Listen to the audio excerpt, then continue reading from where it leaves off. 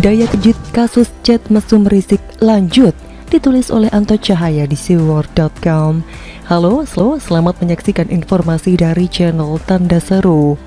Berawal dari acara podcast Deddy Corbuzier di kanal YouTube, tanda tanya besar oleh masyarakat terkait kasus dugaan Rizik chat mesum dengan Firza ada titik terang kembali dapat dilanjutkan sebab masih dalam penyidikan.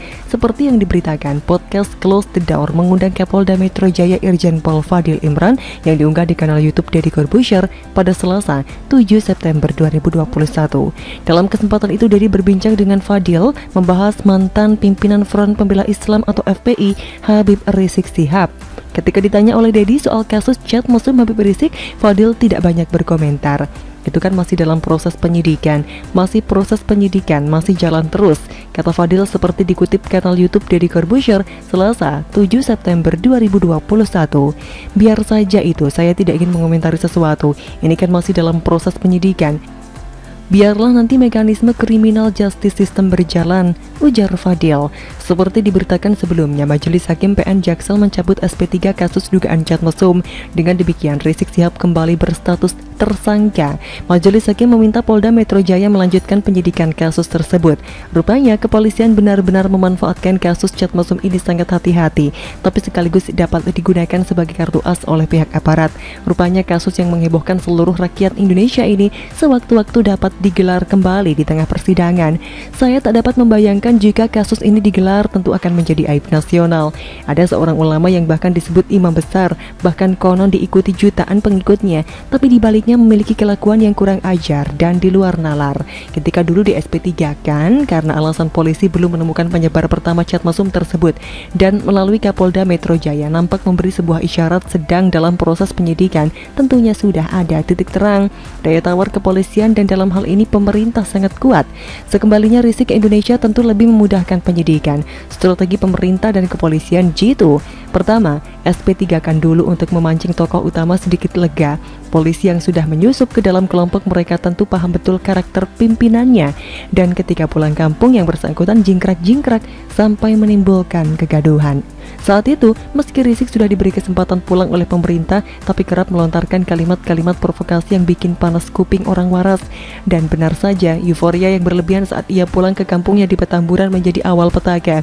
Semula Rizik jumawa luar biasa, seolah sakti mandraguna. Ocehannya membabi buta, tapi ia tak sadar jebakan aparat sukses menggiring sang bidikan melanggar aturan dan undang-undang. Kasus kerumunan dan rumah sakit Umi menjadi pintu masuk kepolisian menangkap Rizik. Tapi bukan Rizik namanya jika tidak memberontak. Kemanapun pergi ia dikawal puluhan pengikutnya bak raja. Sampai-sampai pengawalnya mengorbankan nyawanya di kilometer 50 demi manusia bernama Rizik Syihab, sosok yang suka menghina ulama besar NU dan siapa saja yang berseberangan dengannya. Dan kini ia meringkuk di penjara. Tentu sangat memudahkan pihak aparat untuk melanjutkan kasus-kasusnya kembali, termasuk chat mesum yang ditunggu-tunggu sebagian besar rakyat Indonesia. Sang bidikan sudah berada dalam dekapan sesuai dengan rencana yang dibuat rapi meski harus mengorbankan 6 nyawa manusia. Kiranya tak hanya kasus chat mesum, ada perkara yang menganga dan telah siap menelan Rizik selagi menjalani hukumannya di dalam penjara. Dan kasus itu salah satunya adalah kasus Munarman, bisa jadi juga akan menyeret dirinya. Kasus Munarman ini membuat Rizik bakal megap-megap sebab pasal yang disangkakan adalah terorisme. Dan jika ada indikasi dan terbukti, maka Rizik akan semakin lama mendekam di dalam penjara. Kita pasti ingat bagaimana kepolisian sukses telah menemukan bahan peledak di beberapa tempat, dan sejumlah anggota FPI yang terlibat dalam kasus tersebut juga sudah ditangkap, dan tentu ini akan terus dikembangkan. Dan rasanya jujur kita harus akui ketika Rizik juga Munarman di dalam penjara, suasana sedikit reda. Jika mereka masih bebas berkeliaran, rasanya ada saja gerombolan badut-badut yang bikin tegang di jalanan. Pemerintah mengeluarkan banyak biaya untuk pengamanan. Masyarakat juga terganggu aktivitasnya, membuang uang sekaligus menyulitkan roda perekonomian rakyat kecil yang terdampak. Sudah yang terbukti salah, lebih baik tidur nyenyak di penjara saja. Bagaimana menurut Anda?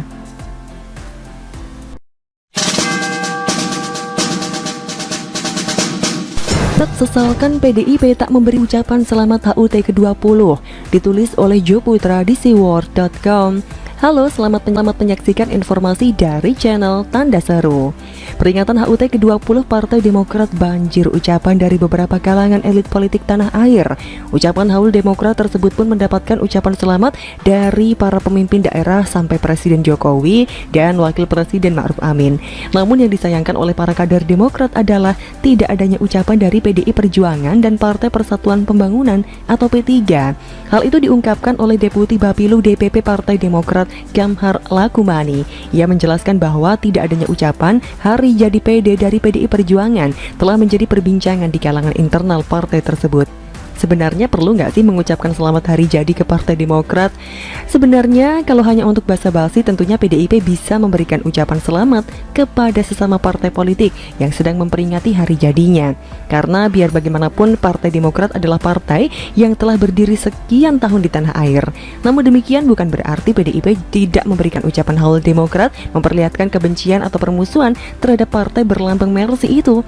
Kami tentu menyayangkan tak adanya ucapan dari PDIP. Di grup WhatsApp pengurus DPPPD juga ramai mempertanyakan ini ketika pimpinan partai-partai lain telah diputarkan video ucapan selamatnya. Kata Kamhar yang dilansir oleh detik.com, apakah mengucapkan selamat ulang tahun harus berupa video? Apakah ucapan harus dan perlu diumumkan ke khalayak umum? Bagi saya, Partai Demokrat bersikap sangat sensitif sekali dengan masalah ini. Hal kecil dengan tidak memberikan ucapan sangat dibesar-besarkan. Kamhar membandingkan sikap PDI Perjuangan dengan sikap Jokowi beserta Ma'ruf Amin yang tetap memberikan ucapan hari jadi Partai Demokrat, walaupun partai tersebut berada di luar pemerintah. Menurut Kamhar, sikap PDI Perjuangan menjadi tontonan yang tidak mendidik secara politik. Alasan dia bahwa silaturahmi kebangsaan akan mandek apabila PDIP menunjukkan ketidakdewasaan dan sikap emosional dalam berpolitik. Mendengar pernyataan Kamhar, saya pribadi menilainya tidak aneh, sebab selama 20 tahun Demokrat berdiri, tidak pernah berubah sifat kekanak-kanakan yang selalu baper dan memainkan drama politiknya. Sangat perlukah sebuah ucapan basa-basi selamat ulang tahun diperlihatkan dalam bentuk video? Yang terpenting menurut saya adalah doa dan harapan agar penuh syukur serta kebahagiaan dan semoga semua keinginan dapat tercapai. Politikus PDIP Masinton Pasaribu menanggapi hal ini dengan mengatakan bahwa tidak memberikan ucapan ulang tahun ke PD bukan karena faktor politik. Ia menjelaskan bahwa kemungkinan para kader sibuk sehingga lupa memberikan ucapan. PDIP tidak mengucapkan bukan karena faktor politik.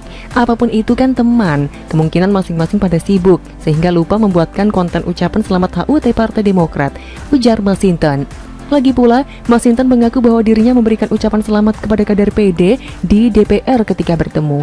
Ucapan itu disampaikan pada saat tes calon anggota Badan Pemeriksa Keuangan atau BPK, di mana anggota DPR dari fraksi Demokrat ada di dalamnya. Mungkin saja bagi Demokrat ucapan tersebut bukan ucapan resmi dari pihak PDI Perjuangan. Demokrat menginginkan ucapan HUT ke-20 diberikan melalui tayangan video. Mungkin banyak dari kader PD yang bertanya, partai-partai lain saja memberikan video ucapan, kok PDIP nggak kirim ucapan ke kami? Terus terang kejadian ini semestinya tak perlu diumbar ke publik. Masalah tidak mengucapkan hari jadi PD itu urusan PDIP. Jangan terlalu terbawa perasaan jika ada satu atau dua partai yang tidak memberikan sebuah ucapan. Tidak akan membuat PD hancur hanya gara-gara PDIP dan P3 tidak memberikan ucapan selamat. Selain Masinton, politikus PDIP Andreas Hugo Pariera juga merespon hal itu. Ia menduga bahwa PD tak meminta kepada pihak PDIP untuk membuat video ucapan hari jadi Demokrat. Bahkan Sekjen PDIP Hasto Kristianto telah mengkonfirmasi atas tidak adanya ucapan ke PD karena sedang sibuk rapat. Jadi permasalahan tidak memberikan ucapan selamat hari jadi PD tidak usah didramatisir. Masing-masing orang memiliki kesibukan sendiri. Jadi tak usah mengharapkan untuk mendapat konten video terkait ucapan hari jadi PD. Dalam pandangan saya masih banyak permasalahan di negeri ini yang harus diselesaikan bersama-sama. Tak usah membesarkan hal yang remeh-temeh menjadi ruwet. Jangan karena tidak memberikan ucapan selamat akan menjadi polemik liar di tengah masyarakat. Karena bagi saya, menangani dan melawan pandemi pada saat ini lebih penting daripada membuat kegaduhan politik cuma gara-gara tidak memberikan sebuah ucapan selamat ulang tahun. Demikian kira-kira kata kura-kura. Bagaimana menurut Anda?